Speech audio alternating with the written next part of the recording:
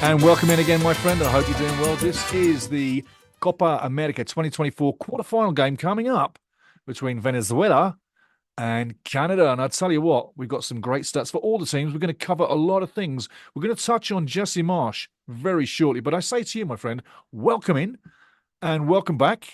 And welcome in if it's your first time. And if it is your first time, do like the rest of the family. Hit like and subscribe, or as I say, pay for your ticket. Now, what are we going to touch on this one? Well, obviously, it's the pregame Canada-Venezuela. And we're going to talk Jesse Marsch very shortly. Then we're going to talk team stats. Then we'll be talking the player stats. You want to hang around for them. Great details, lovely glossary, lots of stats. We'll talk about the knockout round in detail as well with another short video. Then we'll get into the game talk, the prediction, and then we'll get you ready for that game with everything that we've done on this one. So again, I say welcome in. And if it's your first time, hit that like and subscribe button or pay for your ticket, please. Let's take a look at Jesse Marsch and Jesse's stats. So, Jesse Marsch, been in the job just a little while now, not very long. You'll see very shortly. He's not very long at all. May 13th, 2024. Yeah, now look at the record. To my right, to your left, 5 games in. 1 win, 2 draws, 2 losses. Percentage record, win percentage record is only 20%. And I say only, but it could have been much worse. And when you look at the teams that Canada has just played, I'll give you 3. Argentina, Frankrijk, France, Holland, Netherlands. There's 3 top 10 teams there. Yeah, we didn't get much joy out of any of them. We did get a 0-0 with France. Yeah.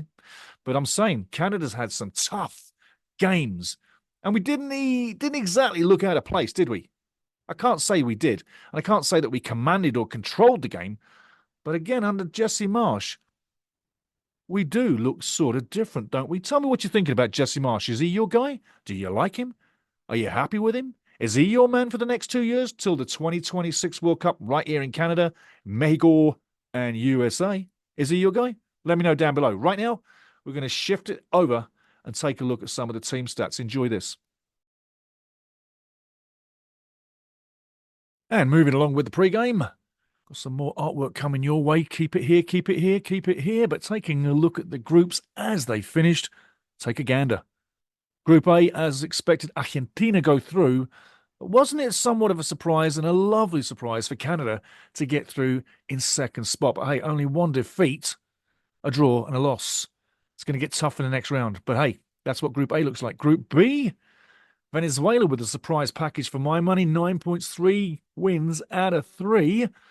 Going into the next round with great form. Ecuador marching through. And unfortunately, Mexico and Jamaica don't get through. Group C, as expected, Uruguay getting through, but not as wished, the USA getting kicked out.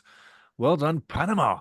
Fantastic, Panama. And if you look at Panama over the last couple of years, they are coming to the fore of becoming a top CONCACAF nation. Great stuff by them guys. And finally, moving into Group D, Colombia taking over Brazil. I have to say, that game against Brazil, Colombia was a tight affair, 1 apiece, as you can see down below. But it was a great game. And well done, Costa Rica, only just missing out. Had Colombia scored a goal late on against Brazil, it would be Costa Rica going through, not Brazil. But as we look at it, it's Colombia and Brazil going to the quarterfinals. I hope you enjoyed what you just got to hear and see on the group phase video. Did it end? Did it go the way you thought it would? I mean, I thought I had some good picks in there. And normally I do better than I did, but I'm going to be honest with you. You can go back in the videos. I tell no lies. I only got 5 out of 8. That's pretty low for me, but when you look how these teams have been performing in the group phase, we have had a few surprises. And the parity is very close, apart from when you say the big guys. But let's be honest, through the group phase, things went pretty much to plan. But some teams did pull surprises. Take a look now at some of the player stats. We're talking the hotshots, we're talking the assist kings, and we're talking the bad boys club with yellow and red cards. Take a look. So, my friend, now it's time to take a look at player stats here at Copa 2024. Don't forget, Canada fans, Venezuela is coming up next. Now, top scorers, take a look. Lautaro Martinez from Argentina is on 4, and a whole group of guys following behind on 2. Question to you down below. Give me an answer. Will Lautaro Martinez be top scorer? Looking at the assist kings, James Rodriguez, Colombia on top with 3. Nicolas de la Cruz with 2 from Uruguay. And a whole group of guys on 1. James Rodriguez still getting it done for Colombia. Take a look at the yellow cards. Vinicius Jr., top of the list. Why has Vinicius Jr. got 2 yellow cards? Interesting, huh? And let's take a look at the really bad boys club and the red card guys. Yeah, 6 guys so far have taken a red card at Copa 2024. And remember, guys, please like and subscribe to the channel. Help us grow, join the family, and pay for your ticket. So you've had the groups, you've had the stats, you've had the players, you've had the stats. Now take a look at the knockout round with my predictions coming and how the quarterfinals actually looks right now, moving through after this to the semi-finals. And again, guys, drop a comment down below. Who is your overall champion for 2024 at the Copa America? Who do you think is going to be in the final? Do you think Canada can actually move through against Venezuela? Let me know down below. Please, I'd love to know what you're thinking about that massive game for us. Canada, down below. You know what to do. Be a poet. Yeah. Now it's time to take a look at the quarterfinals. You know what's coming up, and I'll tell you what, there's a lot of good things coming in. We're going to go by game. There are the quarterfinals that have been set. And in the first game, it's going to go that away. Argentina going through. Second game, don't hate me, but I got to be real. It's got to be Venezuela going through. But I would love to see Canada get through, guys. You know I would. In the third semi-final, Colombia taking on Panama. I got to think Colombia is just a shade too strong. And in the final quarterfinal, Uruguay taking on Brazil. 1, 2, 3, wait. Boom. There it is. Yes, I say Uruguay will take out Brazil. Now Brazil will step it up and make me look wrong. And remember, guys, please like and subscribe to the channel. Help us grow. The target right now is 2,000 subscribers to the family. Let's get back on screen. Okay, talking the game talk now. We're going to talk a little bit about Venezuela, but we're talking from the board like I normally do. Now, I'm going to touch the games recently that they've played. We're going to go back all through this year, 2023, and touch the 5 games briefly. Then we're going to touch Fernando Batista, the coach. We're going to tell you a little bit about Fernando because there's a different kind of thing going on with Venezuela, their coach, where he's come from, what he's about. So stick around. You'll find about that pretty soon. But the point of the matter is, last 5 games, 3 wins on the bounce right now, 3 wins back-to-back. Perfectamundo in the group phase, yeah? 3 wins, 3-0 over Jamaica, 1-0 over Venezuela was Mexico, and then obviously 2-1 against Ecuador. They've really punched above their weight, and they're punching bloody good, I got to tell you. And it's all down to 2023 when they changed the coach. The coach right now, you can see the lovely fella there, Fernando Batista. Now, here's where it gets interesting with Fernando. You can see he's done a phenomenal job here at Copa America. But going on before that, he's done a great job too. Listen to his record, just the record from Venezuela since last year, 2023. 10th of March last year, to be honest, 2023. The record till now is 15 games, yeah, 8 wins, 5 draws, and only 2 losses. Only 2 losses. And he's got a 53.3% winning record. Jesse Marsch, 20%, Jesse. And Fernando, 53.3%. Fantastic. So he's doing well. What's the interesting point about this? Well, I'll tell you, it's coming up right now. The interesting part about Fernando Batista is simply this. He's an international coach from start to finish. He started international coaching in 2018. And that was with Armenia. That was the U18. Then he progressed to the U19 with Armenia. He got such good attention that Argentina came knocking on the door. Yes, Argentina. And that was with the U20s and also the U23s. So that's massive players. Argentina, world champions. You're dealing with their U20s and the U23s between 2019 and 2023. You're touching some quality players there, my friend. And then finally, this team now started with as assistant Venezuela, and that was 2021 to 2023. So therefore, by 2023, he had 5 years coaching international players only. Never coached a club team. There's another coach around the world that does the same thing. Tell me who that is, because I'm not going to give that one away. But right now, he's the coach of Venezuela, and he's been there since March 10th, 2023. 8-5-2. 53.3%. That's pretty damn good. Now, with Jesse, you know about Jesse's numbers, but I'm happy with Jesse. But I tell you what, Venezuela must be ecstatic with what they've got with Fernando Batista. Now, where Jesse's concerned, I'm going to rattle off what Jesse's all about so you get some more information about the head coach of Canada. Right now, he's been around a few times. Started with Montreal Impact, then he went to New York Red Bulls, went to Red Bull Salzburg, then he went to Red Bull Leipzig, that's in East Germany. Then he went to Leeds United, which wasn't the greatest, and now he's with Canada. So there's the teams and the clubs that he's been around with. And he also had a stint with the US national team as well, just as assistant, not as coach. Both coaches can get this game done, but I tell you now, don't forget about what Fernando Batista has done with Venezuela. You have to show a lot of respect because look where they are and look at their record in this competition. They are absolutely on fire. They're coming into this with no intimidation factor at all. In fact, they're looking to intimidate. They have nothing to lose, everything to gain, pretty much like Canada. We got nothing to lose and everything to gain. But who is your favorite on this team to make it happen? Is it Shuffleberg for Canada? Is it Jonathan David? Is it Kyle Larin, who seems to be misfiring apart from that one major pass? But who is your team in this game to go through? You think Canada can take this one? Let me know down below. And how we're going to do it. If you think it's Venezuela, let me know too. But as for the game as it comes off, you're going to see my predictions pretty soon. Again, if you didn't catch it the first time around. But I got to tell you, this one can go right down the middle. Both teams can have this. And both teams are relatively young. You see, where you look at Venezuela, some great experience. And so does Canada.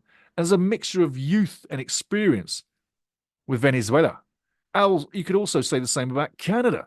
But up top, there's a man called Solomon Rondon. Played in the Premier League, played all around the world, and he can get it done. And I tell you what, Canada, we need to watch him, and we need to very, very, very careful around him. He's a great layoff player. He can take the ball on up front, hold the play, get the field up the team while he's holding and shielding the ball and bring you into the play. Great man for dispersion. Bello as well, Eduardo Bello, midfield, also scoring goals for fun as well here at the competition. So another guy we got to watch out for too, yeah? Just saying. We can't be taking Venezuela lightly. They are a threat. Canada has the tools to get it undone. Absolutely. Jonathan David has our only goal in the competition. Jonathan, get another one. Jacob Shuffleberg. I tell you what, can't get enough of this guy. Can you? Can you? What's he like for you? I love watching this guy. He's half the fun to go and watch it.